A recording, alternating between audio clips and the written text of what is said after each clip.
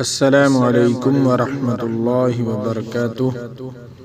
ناظرین السامعین کرام، آپ دیکھ رہے ہیں ہمارا چینل صحت ہی زندگی ہے۔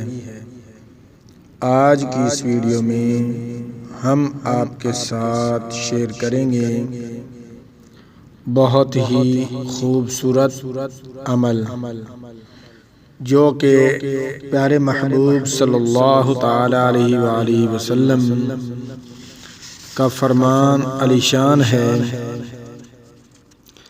کہ یہ جو عمل آپ کے ساتھ میں شیئر کر رہا ہوں اس کو کہتے ہیں نماز صلاۃ التسبیح۔ حضور صلی اللہ علیہ وسلم کا فرمان ہے کہ اگر ممکن ہو سکے تو روزانہ ایک مرتبہ اس نماز کو پڑھ لیا کرو، یہ نہ ہو سکے تو ہر جمعے کو ایک مرتبہ پڑھ لیا کرو، اگر یہ بھی نہ ہو سکے تو مہینے میں ایک مرتبہ ضرور پڑھ لیا کرو، اور اگر یہ بھی نہ ہو سکے تو ہر سال میں ایک مرتبہ پڑھ لیا کرو، اور اگر یہ بھی نہ ہو سکے تو عمر بھر میں اپنی زندگی کے اندر ایک مرتبہ لازمی پڑھ لو، تو انشاءاللہ تعالی اس کے فوائد جو ظاہری ہیں وہ بھی آپ کو دنیا میں نظر آ جائیں گے، اور جو باطنی ہیں وہ بھی آپ کو نظر آ جائیں گے۔ اس کے علاوہ اس نماز کا صحیح پڑھنے کا طریقہ جو حدیث کی کتب میں موجود ہے وہ یہ ہے کہ دن کو جب سورج ڈھل جاتا ہے دوپہر کو تو ظہر کی نماز پڑھنے سے پہلے یہ نماز صلاۃ التسبیح پڑھ لو، تو انشاءاللہ تعالی اس کے فوائد آپ پر ظاہر ہوں گے۔ جب یہ نماز صلاۃ التسبیح مکمل ہو جائے گی تو اس کے بعد آپ کے ساتھ میں ایک خاص عمل جو خاص الخاص صرف آج کے حوالے سے عمل ہے، 15 شعبان المعظم کے دن کا آپ دوپہر کو سورج ڈھلنے کے بعد صلاۃ التسبیح پڑھیں، اس کے بعد اس عمل کو کر لیں تو انشاءاللہ تعالی سال بھر جس مقصد کے لیے آپ عمل کریں گے وہ انشاءاللہ تعالی سال بھر آپ اس کو کسی قسم کی بھی آپ جس مقصد کے لیے پڑھیں گے آپ کو تنگی، معاش، رزق کی تنگی، یا آپ چاہتے ہیں کاروبار میں ترقی ہو، وسیع رزق ہو جائے، کاروبار دن بدن ترقی کرتا چلا جائے، اور اگر کسی کے ہاں اولاد نہیں ہو رہی تو وہ یہ عمل کر لے، اگر کسی کی اولاد نافرمان ہے تو وہ بھی یہ عمل کرے، اگر کسی بہن بھائی کی شادی نہیں ہو رہی اور وہ شادی کرنا چاہتا ہے تو آپ بس آج 15 شعبان المعظم کے دن کو یہ عمل کریں، اور اگر کوئی چاہتا ہے کہ پسند کی شادی ہو جائے تو بس پھر اس عمل کو کر لیں، انشاءاللہ تعالی اس عمل کی برکت سے آپ دن بدن ترقی کرتے چلے جائیں گے، وسیع رزق ملے گا اور کاروبار میں ترقی ملے گی، اور اگر آپ اولاد کے لیے کریں گے تو آپ کو اللہ تبارک و تعالی اپنے غیبی خزانوں سے جو اولاد کا اللہ تبارک و تعالیٰ قرآن مجید میں ایک جگہ فرماتے ہیں کہ اولاد دینا نہ دینا یہ میرا کام ہے۔ کسی کو اللہ چاہتا ہے تو بیٹیاں دیتا ہے، کوئی بیٹے دینے والا نہیں، اور اگر کسی کو اللہ تبارک و تعالیٰ چاہتے ہیں تو بیٹے دیتے ہیں، کوئی بیٹیاں نہیں دے سکتا۔ اگر اللہ تبارک و تعالیٰ چاہیں تو ملا جلا کر دیں، بیٹیاں بھی دیں اور بیٹے بھی دیں، اور اگر اللہ تبارک و تعالیٰ نہ دیں تو کوئی بھی ایسا دنیا میں اندر شخص موجود نہیں جو اللہ کی مرضی کے مطابق، اللہ کی مرضی کے خلاف کوئی کام کر سکے۔ ہاں، جو اولیاء اللہ ہیں ان کے پاس اللہ تبارک و تعالیٰ نے ان کو کرامات دی ہوتی ہے جو ان کے ہاتھ سے ظاہر ہوتی ہے، تو اس طرح بھی اللہ تبارک و تعالیٰ کوئی نہ کوئی وسیلہ کہہ لیں یا سبب کہہ لیں، تو اس طرح کسی بزرگ سے، کسی نیک آدمی سے، کسی صالح آدمی سے دعا کروانا، دم وغیرہ کروانا، تو آپ یہ بھی کروا سکتے ہیں۔ اس طرح بھی اللہ تبارک و تعالیٰ اولاد جیسا میوہ دے دیتا ہے۔ میں آپ کو جو یہ باتیں کی ہیں ایک تلاوت کر دیتا ہوں جس میں یہ ترجمہ اس میں موجود ہے۔ اللہ جل شانہ فرماتے ہیں، بسم اللہ الرحمن الرحیم۔ 25واں پارہ، سورت ختم ہو رہی ہے۔ اللہ جل شانہ فرما رہے ہیں، للہ ملک السماوات والارض یخلق ما یشاء یہب لمن یشاء اناثا ویہب لمن یشاء الذکور او یزوجہم ذکرانا واناثا وَيَجْعَلُ مَن يَشَاءُ عَقِيمًا إِنَّهُ عَلِيمٌ قدیر۔ اس آیات مبارکہ میں اللہ تبارک و تعالیٰ فرماتے ہیں، میں جس کو چاہتا ہوں بیٹیاں دیتا ہوں، جس کو چاہتا ہوں بیٹے دیتا ہوں، جس کو چاہتا ہوں ملا جلا کر دیتا ہوں، جس کو چاہتا نہیں دیتا۔ تو اس لیے آپ یہ عمل کریں، انشاءاللہ تعالی اللہ تبارک و تعالی اولاد جیسا میوہ، جو میوہ ہے وہ بھی آپ کو دے گا۔ اور اگر آپ پسند کی شادی کرنا چاہتے ہیں تب بھی آپ یہ عمل کر سکتے ہیں، انشاءاللہ تعالی بہت سے فوائد ظاہر ہیں۔ ایک میں آپ کو حدیث بتاتا چلوں تاکہ جو صلاۃ التسبیح ہے اس کی آپ کے سامنے وضاحت ہو جائے، تاکید ہو جائے کہ یہ کس نے ہمیں تحفہ دیا ہے۔ یہ پیارے محبوب صلی اللہ تعالی علیہ وآلہ وسلم نے ایک مرتبہ اپنے چچا حضرت عباس رضی اللہ عنہ سے فرمایا، اے عباس، اے میرے چچا، کیا میں تمہیں ایک عطیہ کروں، ایک بخشش کروں، ایک چیز بتاؤں، تمہیں 10 چیزوں کا مالک بناؤں؟ جب تم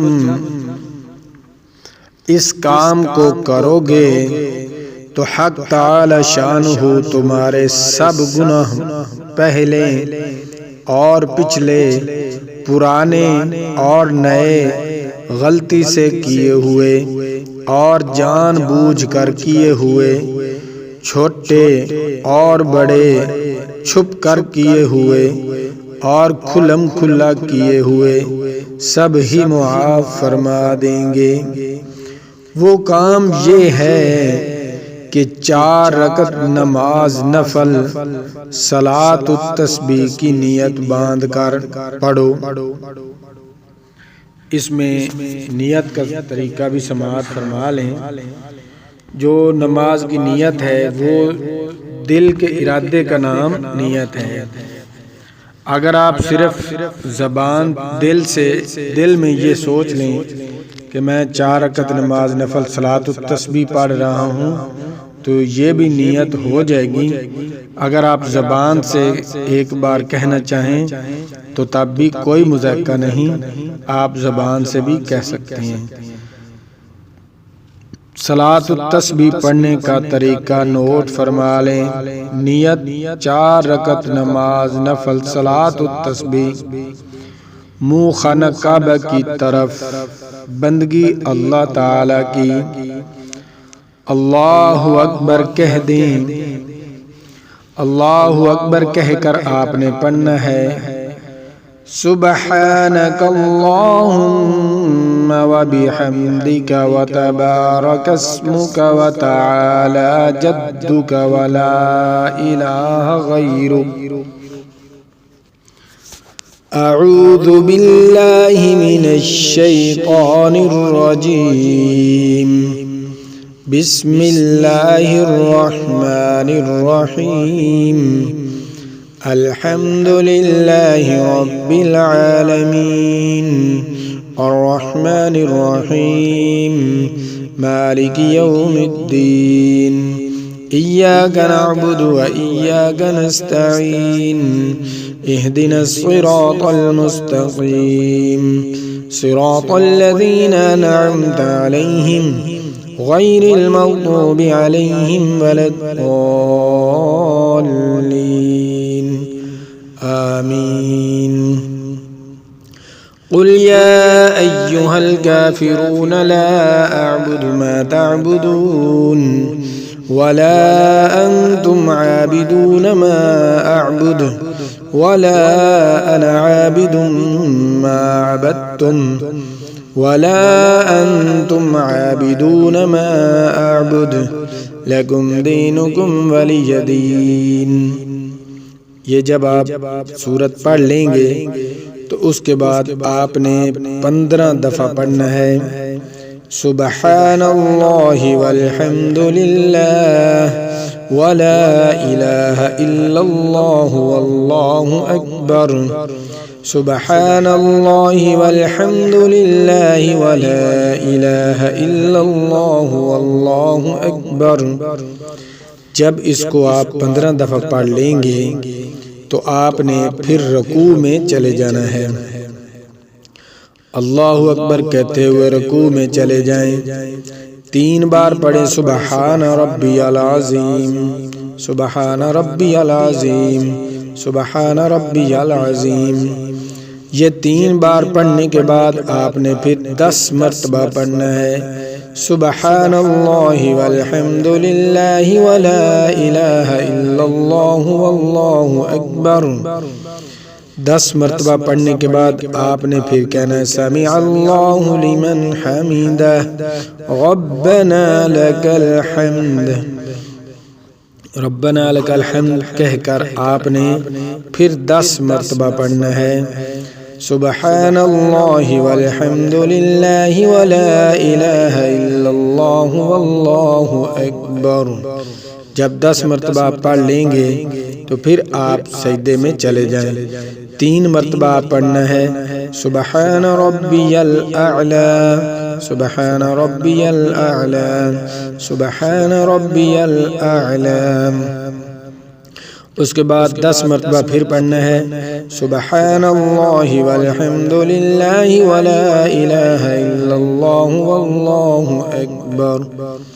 پڑھ کر آپ پھر اللہ اکبر کہتے ہوئے سجدے سے اٹھ جائیں گے اور بیٹھ کر پڑھنا ہے پھر 10 مرتبہ سبحان اللہ والحمد للہ ولا الہ الا اللہ واللہ اکبر۔ جب 10 مرتبہ پڑھ لیں گے تو پھر دوسرے سجدے میں چلے جائیں۔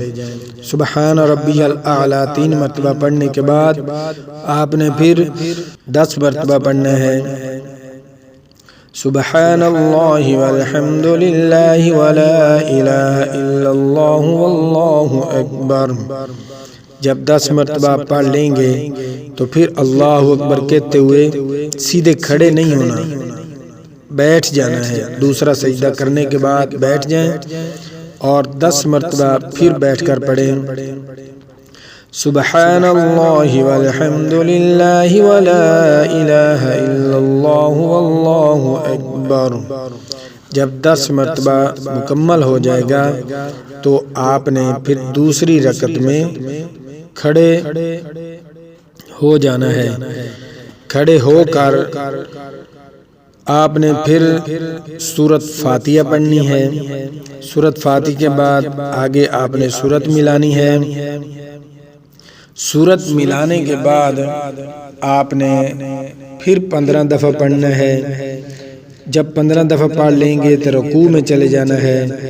جیسے یہ ترتیب میں نے بتائی ہے اسی طریقے سے سبحان ربی العظیم پڑھ کر آپ نے 10 مرتبہ پڑھنا ہے یہی کلمہ، اور اس کے بعد سمیع اللہ لمن حمدہ کہہ کر کھڑے ہو جانا ہے۔ ربنا لک الحمد پڑھ کر 10 مرتبہ آپ نے پھر یہی کلمہ پڑھنا ہے اور پھر رکوع میں چلے جائیں، پھر سجدے میں چلے جائیں۔ سجدے میں جا کر سبحان ربی الاعلی 3 مرتبہ پڑھ کر آپ نے پھر یہی دعا 10 مرتبہ پڑھنا ہے۔ پھر رکوع سے اٹھ کر بیٹھ جانا ہے، پھر 10 مرتبہ آپ نے پڑھنا ہے، پھر دوسرے سجدے میں چلے جانا ہے، سبحان ربی الاعلی پڑھ کر پھر آپ نے 10 مرتبہ پڑھنا ہے۔ پھر بیٹھ کر آپ نے